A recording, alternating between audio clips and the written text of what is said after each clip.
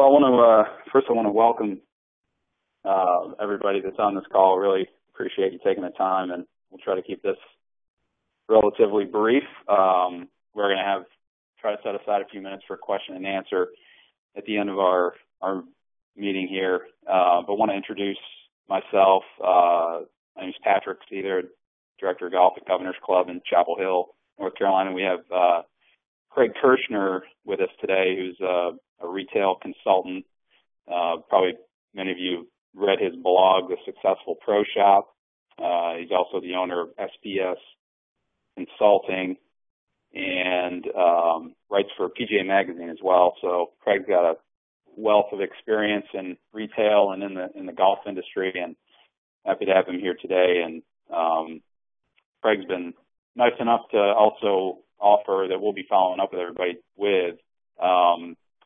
He has a document called the Merchandise Buy Plan, and we'll be forwarding that to everybody that's on the call today. So Craig was nice enough to offer that, and we thank you for that, Craig. So thanks for being here. Yeah, it's a pleasure. No question. So,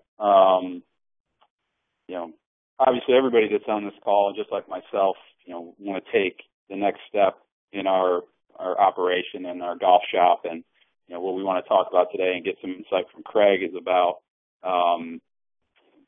the challenges and opportunities that we have that are there within our golf shop, and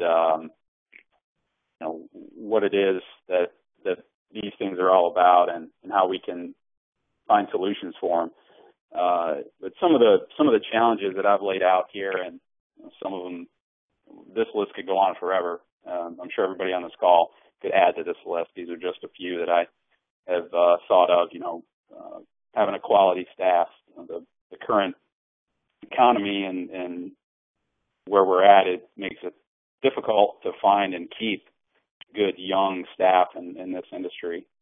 And then to have them have knowledge and product knowledge, especially within the golf shop, the experience level that they need, those are certainly challenges that I face. The service expectations and the consistency around that. We're expected to do more with less. Staff turnover can make it even more difficult. Staff and member communication and keeping everybody on the same page, and keeping those communications consistent. Special order tracking and follow up on the special orders. Follow up for me is a big part of what I want to do, and we do in our golf shop.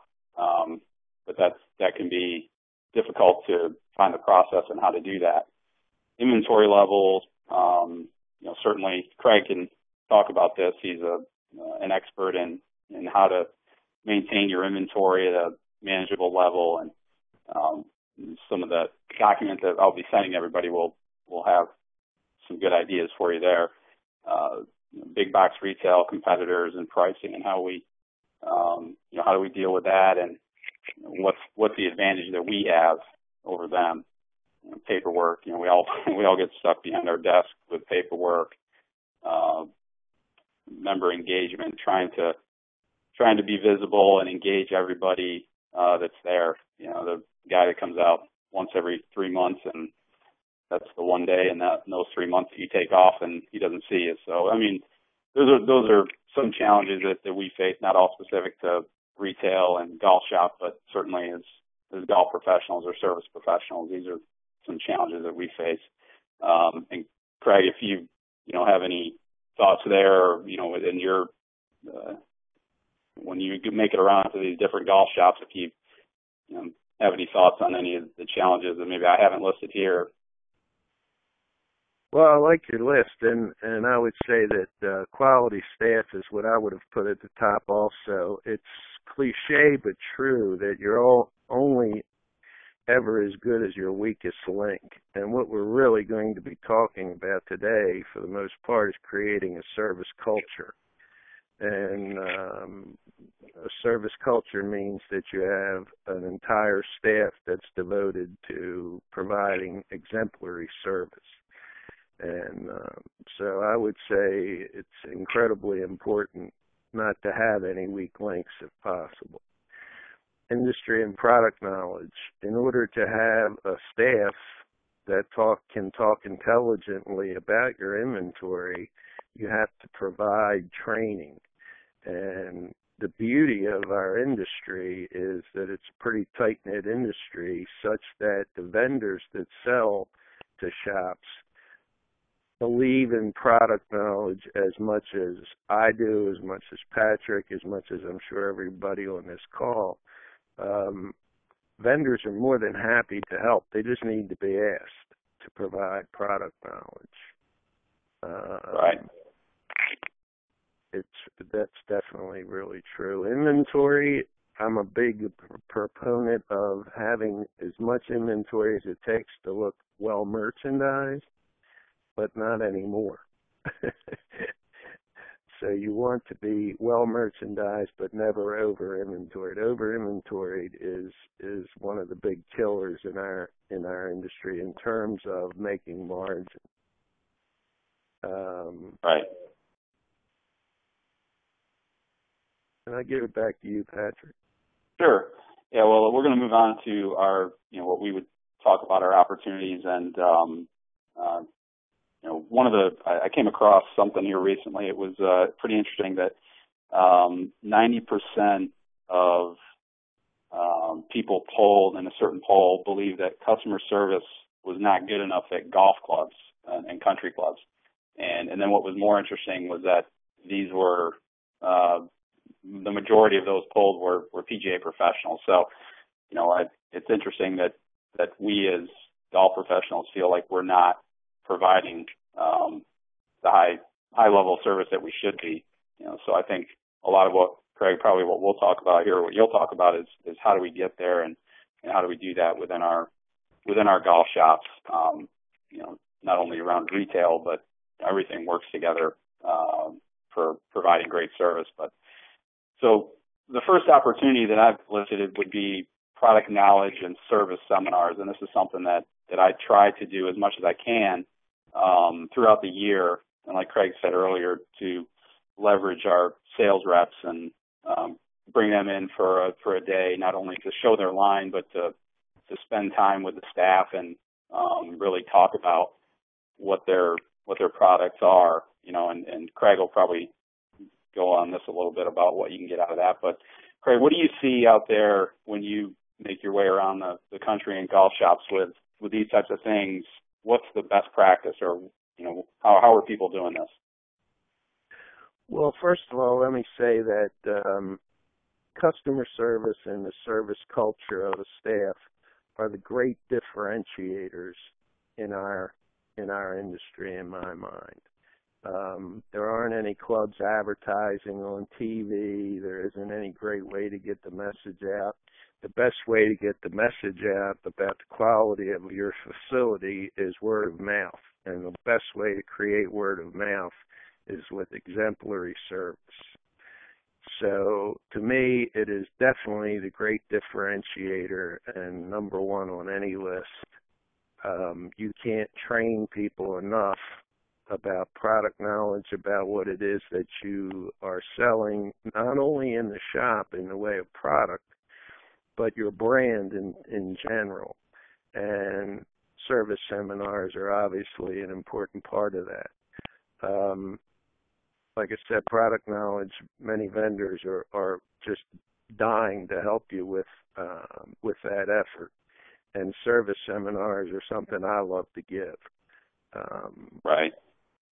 And I think the one thing that I was going to say, the one thing that I've always carried forward about what I've learned a lot from you, but that I challenge myself is to know three things that aren't readily apparent about everything in the golf shop. To start that conversation with somebody when you're on the floor with them, it's being able to show them something that unique about that shirt or about the shoes or whatever. I mean, it starts that conversation and you gain trust from that individual. And I think that, you can get that from the product knowledge seminars.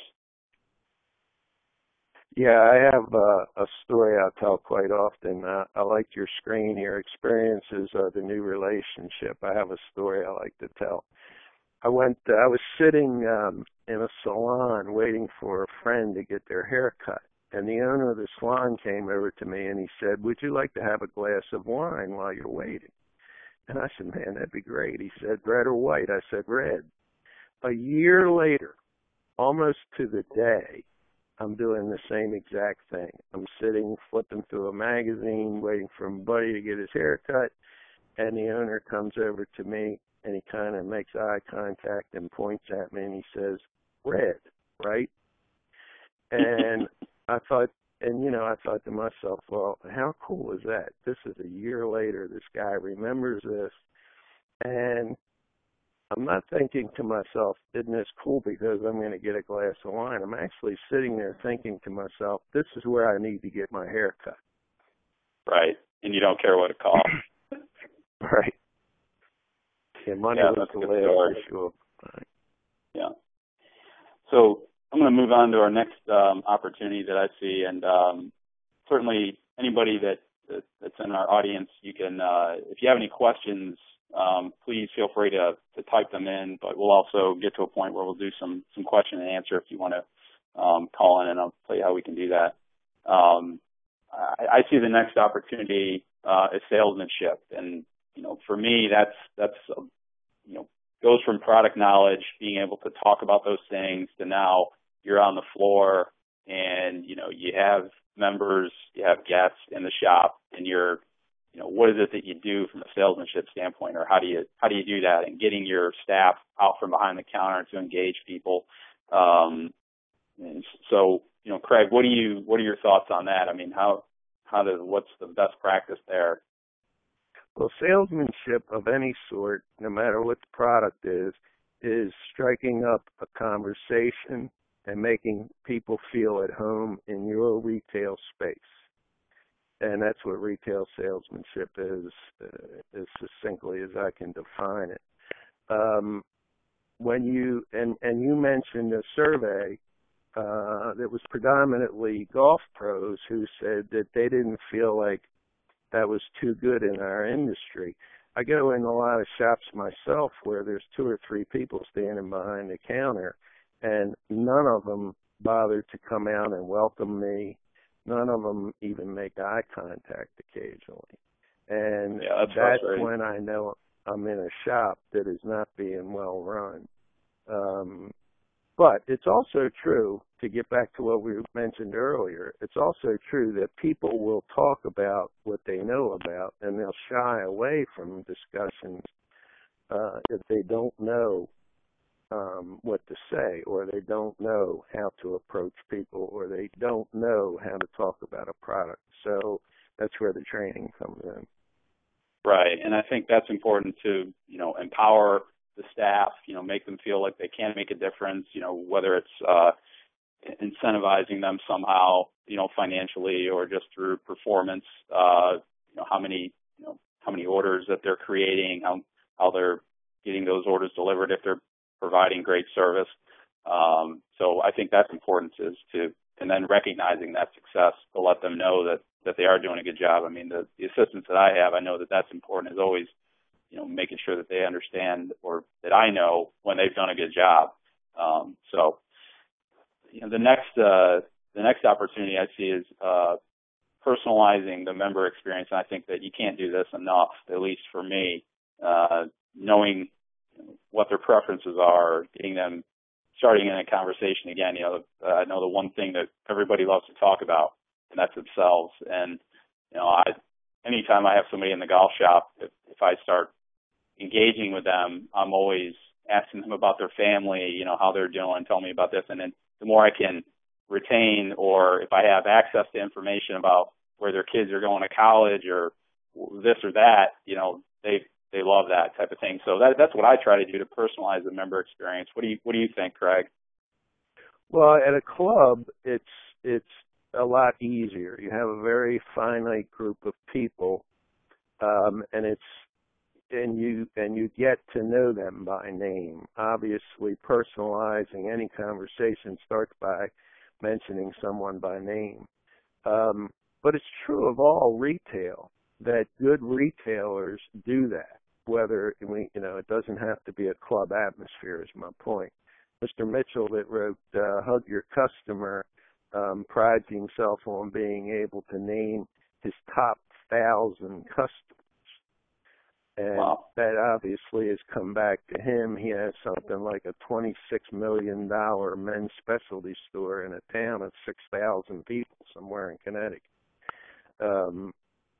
So personalizing member experience is kind of like the story I just told too of the salon.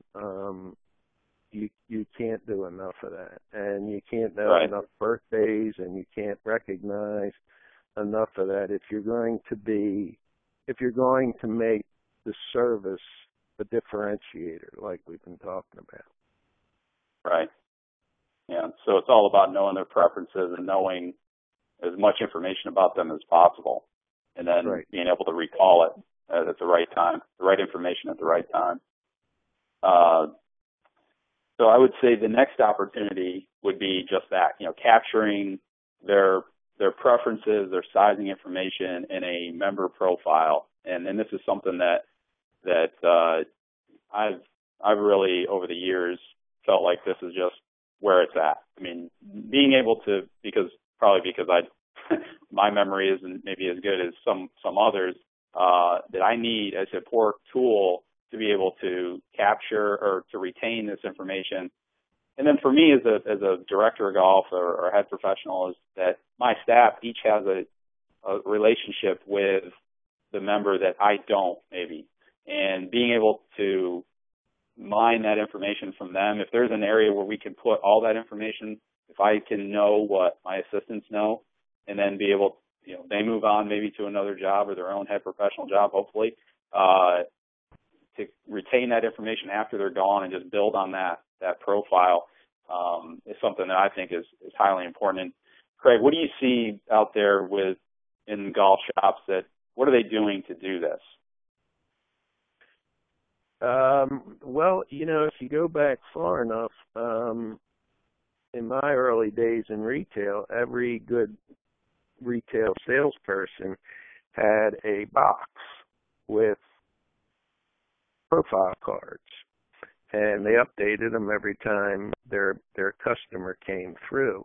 As you know, I'm a big fan of your Gems in that it does that, and it does it in a very golfy way.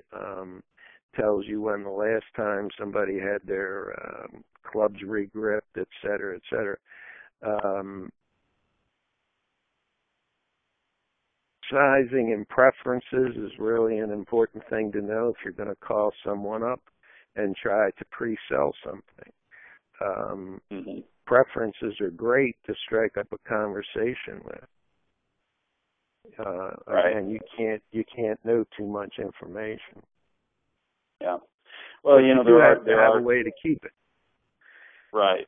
Right. And I think that's I'll give a little plug on Gems later, but that's one thing that we really are able to do. And whether you're doing it with our program or somebody else's, I think it's highly important to have a tool that you can access wherever, whenever. The thing for me was I needed to have I didn't want to be stuck with looking in a book or looking in that file in my golf shop, under the counter. I wanted to be able to do it from my phone, from home, from my desk, from, the once or twice a year I might play golf. I can pull it out on my smartphone and find something out. So I think the mobility and accessibility is huge. And this is what billion-dollar companies are doing. They're trying to figure out how to do that. And golf is typically 5 to 10 years behind the leading industry. So, to get in front of that, I think is only for anybody that's listening here would be, you're going to be light years ahead of what other people are doing. And I think that's important. Patrick, I would take that screen and change, I would change member to customer. You want, no matter what type of facility you're at, you want to be as customer centric as possible. Right. And It doesn't. Yeah, it's not always the member. It's not always the member that you're dealing with. It could be the guest or just a patron. So yeah, absolutely. And same here. A lot of regulars that are patrons at golf facilities, no question. So that leads us into our next opportunity for me is to develop customized service programs. How do you were talking about birthdays earlier. I've been successful with a custom ball program, doing the same thing with gloves, is trying to, anything I can do to customize a program for an individual. One of Greg Bryan, I think, who might be listening here, is a GEMS client, and he had an article in PGA Magazine recently, which was in the November issue about utilizing technology. And he talked about, the birthdays and how recognizing people, calling them in advance of their birthdays or calling the significant other in advance of their birthdays was really driving traffic into his golf shop. And, whether you can realize, what that's doing for you monetarily or not, you don't know. But if you know that people are they're getting better service, that sales will go up at some point. So, Craig, what's out there right now from these service programs, like the custom ball program? What do you see? Do you see anybody doing anything other than that? Well, the custom ball program, I want to stay on for a minute if we could. I think you should explain in a real cursory way, obviously, the logistics of what a custom ball program is, and then I'll chime in and tell you what I think the benefits are. Right. Well, the custom ball program, yeah. Go ahead. Basically, the custom ball program is to say that the way I've done it is that the member would tell you what golf ball they want, what number they want, what they want imprinted on the golf ball. With Titleist, you can get whichever number you want, what lines of text, what color, and then they would order 3 dozen, and I stock them in the golf shop, and then when they play golf, every day they play, I hand them a sleeve of balls, and then when they get down to 1 dozen, I reorder another 2 dozen and just keep turning it over. And I mean, they love it because they know that they have their golf balls are always in stock with their custom imprint.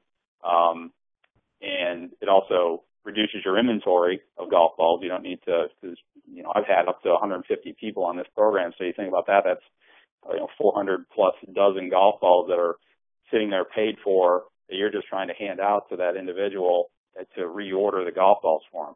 And I've done some studies to show how that has increased sales by, somewhere between 50 cents and $1 per round, depending on the facility. But it's a no-brainer. It's one of those things that it gets the member or patron or customer enjoys the service, and from a business standpoint, it's good for business as well.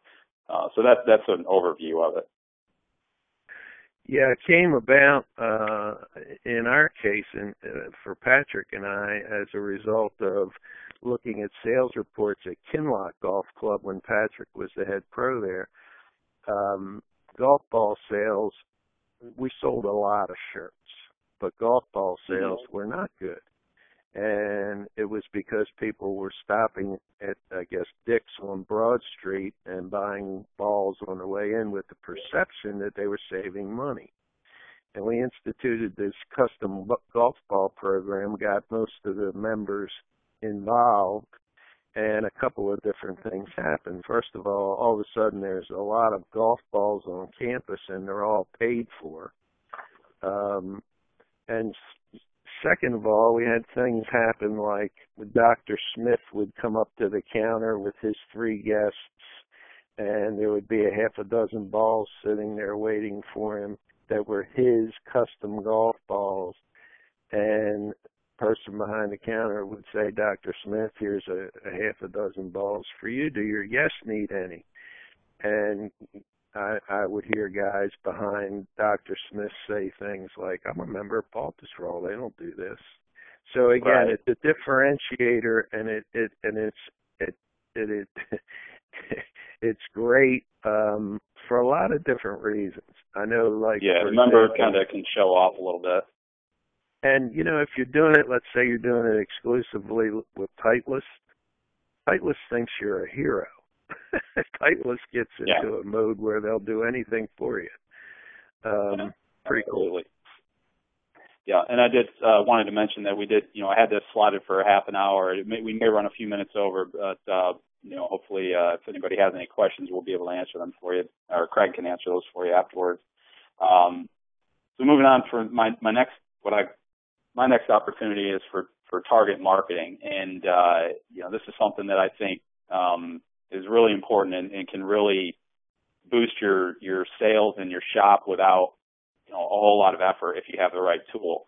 And, they've done some studies that targeted marketing, emails versus a batch and blast, like, you send an email to your entire membership about, whatever sale you have going on. If the more you can target market that down to, let's just say, like, you wanted to send it to everybody that's left-handed, that's a Notre Dame fan, that's an XL, being able to pare it down to those certain things, you can get better results. Actually 208% more conversion rate in sales. So they've done some studies on that. So I think that the target marketing for me is really big, and I'm always looking at ways to increase my sales, because my traffic in my shop is going to be what it is. We do 35,000 rounds of golf, and I can buy the right product mix and whatever that is, merchandise it well, and that can help. But I'm always looking for ways to do things to, get more sales without me having to, do a whole lot of effort. Put a couple emails out there. So, Craig, what do you see or what do you hear out there along the lines of marketing? Well, I think the next great target market should be the wives of all the guys that play golf at the golf clubs where most of the membership is male. And, like Kinloch is a perfect example. 400 and some members, and 2 of them are ladies. But all those members have wives. And that's a great target market if you can figure out how to make something available to them and then tell them about it. I think they would prefer to buy from the club if they had the opportunity. Right. Yeah. And I know a lot of people on this call, like myself, I've got a huge ladies program.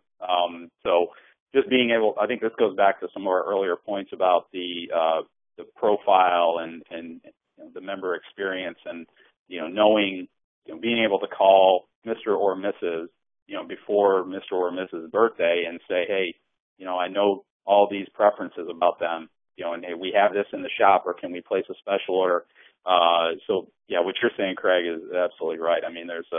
There's a huge market out there with the spouses, I think, to around birthdays, anniversaries, whatever those important times might be. So, what this all comes down to for me, and I'm always trying to increase my level of service, every day. I think that's what we all need to be looking at. And I try to base everything around customer service, member service, and any way I can enhance that, I know is going to, in some way, increase sales, whether it's in the golf shop or whether it's membership sales or, food and beverage sales. I want my entire club to benefit from the service that we provide. So that's a basic thing for me, is that service equals sales. And, so that's what I'm always trying to do. Craig, what do you think about that statement, service equals sales? Service equals sales to me is a basic tenet or belief of any, it's the backbone of any service culture. And in order to become a believer in this statement, all you have to do is think about your own life. How many barbers do you drive by to get to the place to get your hair cut where they're best to you? How many restaurants do you drive by to get to the restaurant where maybe they treat you like they do on Cheers, or they know your name, or they have particularly great service? It's really easy to become a believer in this. And when I do service seminars, I go around the room with a microphone typically and say, tell us your best service story. What resonates with you? Share somebody that you patronize because of great service. And everybody's got a story. Yeah, absolutely. And, so I wanted to just kind of tie this up at the end of our conversation here. I thought this was interesting. I'm talking about satisfied customers versus loyal customers, and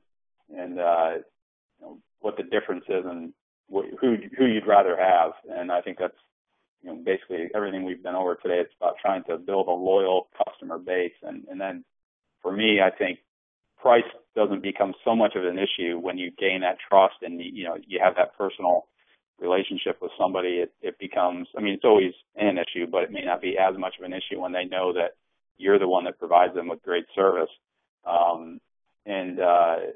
So talking about GEMS and just going over this very briefly, this is a screenshot of our homepage with GEMS, and we bring in the birthdays and we track orders, we track demo clubs, everything basically to personalize the member experience and the touches that we have with them on a daily basis, and trying to do more from that standpoint.